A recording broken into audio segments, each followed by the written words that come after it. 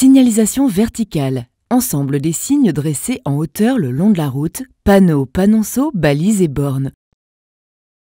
Pour comprendre le sens des panneaux, il faut d'abord remarquer leur forme puis ensuite leur couleur. Chaque forme et chaque couleur ont une signification spécifique. Commençons donc par les formes. Un panneau de forme triangulaire signale un danger. Un panneau de forme ronde signale un ordre, soit une obligation, soit une interdiction. Un panneau de forme carrée signale une indication. Un panneau de forme rectangulaire signale une localisation. Un panneau de forme rectangulaire et en forme de flèche signale une direction.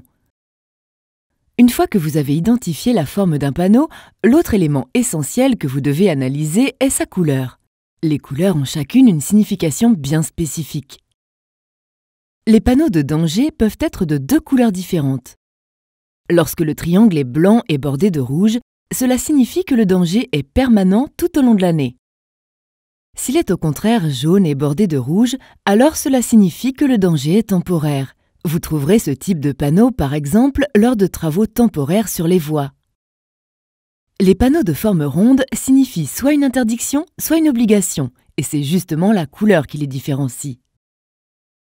Les panneaux blancs bordés de rouge signalent une interdiction.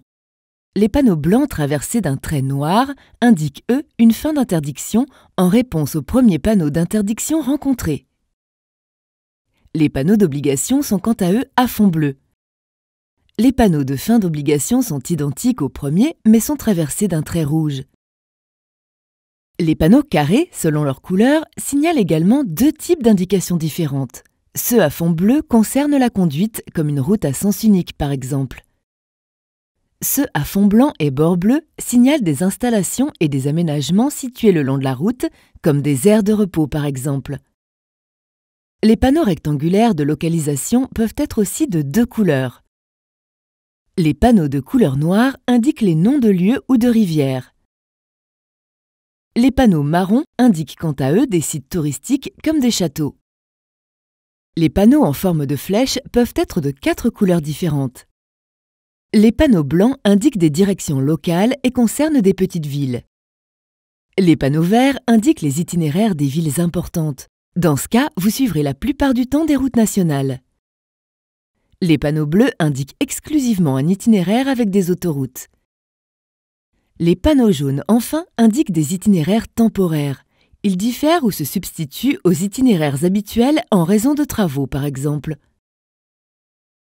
Voici un tableau récapitulatif de tout le code des formes et des couleurs des panneaux. Mémorisez-le bien.